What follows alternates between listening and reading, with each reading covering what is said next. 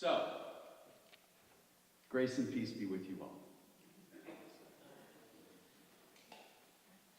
I have a visual aid. Okay, show of hands. How many of you remember this flag? Huh? Okay, so how many of you, whether you remember it or not, know what this flag is? Paul, what is it? It's the environmental peace guy flag. Yep, this is the ecology flag.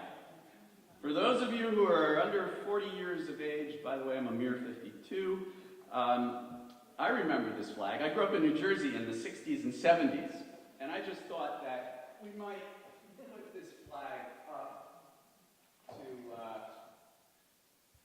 be a little bit of a symbol with our connection to the past. Because I remember the first Earth Day. And I remember the mythological burning canals.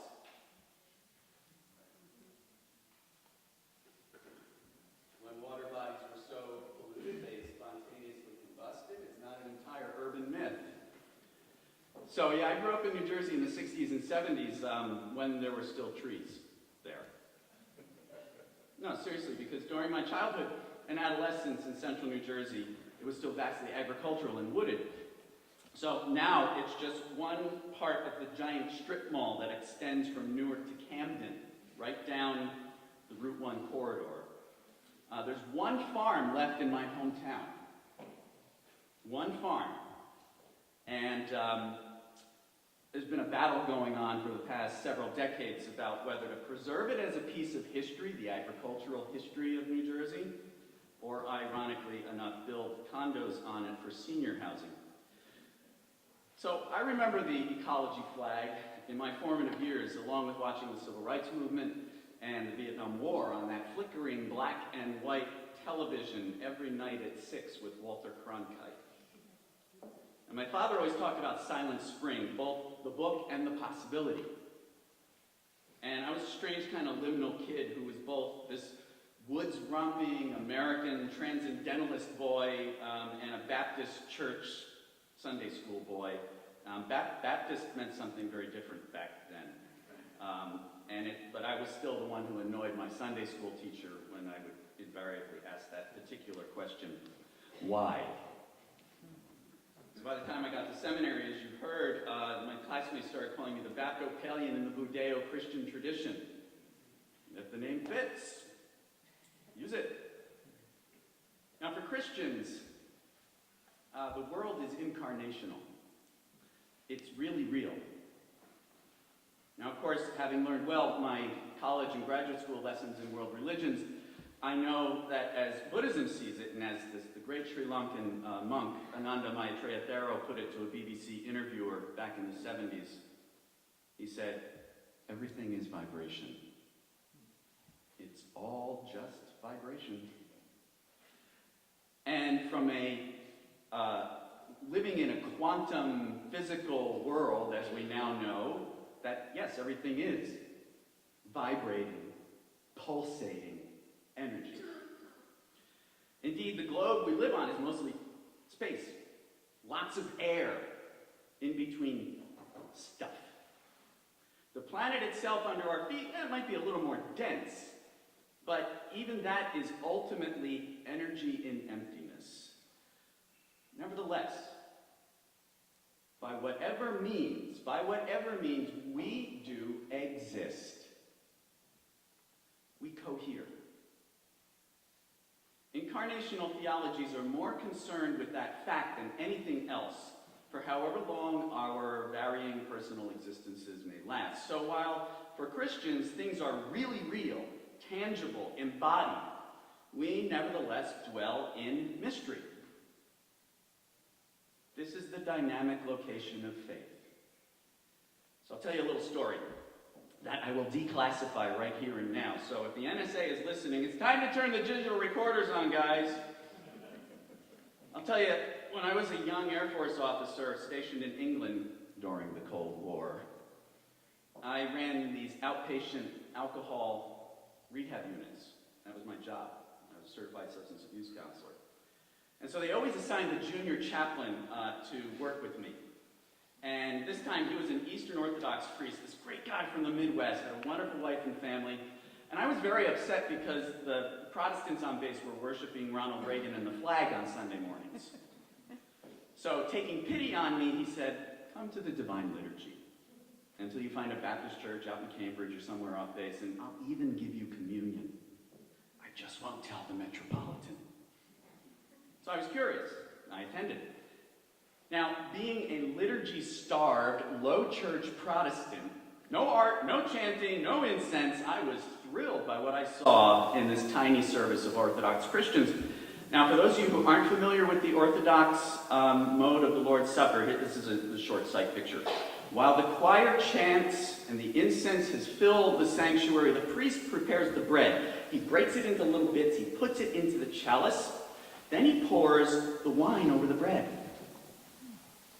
He mixes it, then he adds hot water and mixes it again, essentially turning the bread back into dough. The faithful, and I was faithful, come up to receive communion from the priest on, a scoop of it on the end of this long golden spoon. Bang! Right on your tongue. It is warm, pungent, and moist. It is flesh. Now, I never had a typically Baptist slain in the spirit experience before, but when that stuff landed on my tongue, I found myself starting to fall backwards. And I recovered and sat down, stunned. Sorry, fellow Christians. When it comes to Eucharistic theology, the Eastern Orthodox got it right. Now, I will posit this here. In a similar fashion to that kind of embodied, holy intaking of life, Christians should fully embrace the incarnational life in creation. Mystery, awe, reverence, faith, gratitude, thanksgiving. Such an indwelling embraces, but does not supersede any other faith, nor does it make any exclusive claim on truth. Rather, it serves to remind just how intimately we are bound up with the original blessing of being creatures through the incarnation, the crucifixion, and resurrection of Christ.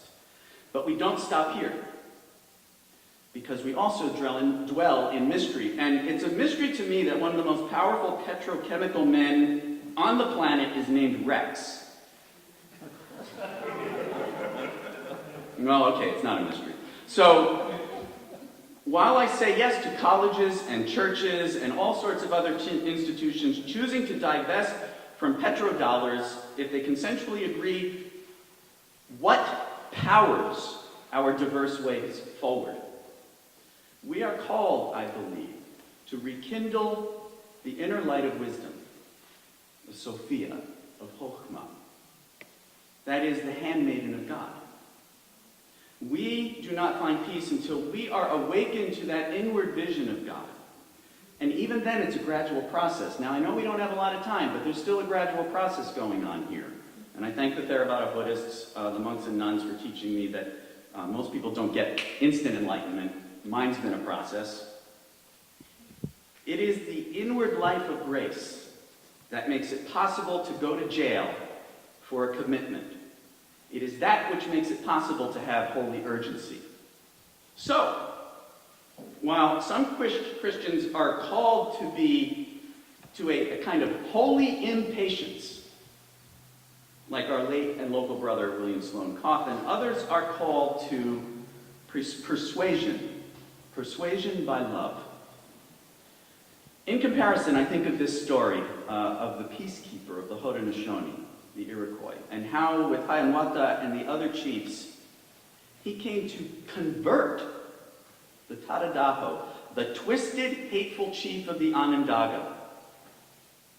And the only way they could approach this angry, resentful, powerful warrior was with a song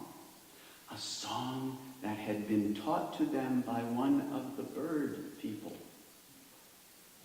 Once the song had begun to transform his heart, his mind began to heal.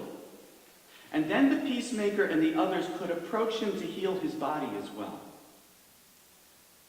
Perhaps we need a religious order of singers to approach the Rexes, the kings of the twisted thinking, of the greedy mind, to surround their buildings and homes with song, with healing songs. For while the worldly powers bring a calamity and call it prosperity, the spiritual powers of humanity can bring a balm and show it to be divinity. We do possess the inward light, the very presence of God, such that we can transform the minds of hate and greed, even transfigure the very soul itself. So I'll finish with this quote from Father Bede Griffiths, the great interfaith contemplative Benedictine monk and Hindu sannyasin, who spoke with very clear words about the power of transfiguration. It is only in prayer that we can communicate with one another at the deepest level of our being. Behind all words and gestures, behind all thoughts and feelings, there is an inner center of prayer where we can meet one another in the presence of God. It is in this center, which is the real source of all life and activity and of all love. If we could learn to live from that center, we should be living from the heart of life. And our whole being would be moved by love. Here alone can all the conflicts of this life be resolved. And we can experience a love that is beyond time and change. This is the love that can and will fuel our creative and wise action. Love persuades us to justice. God is waiting for us to act. Amen.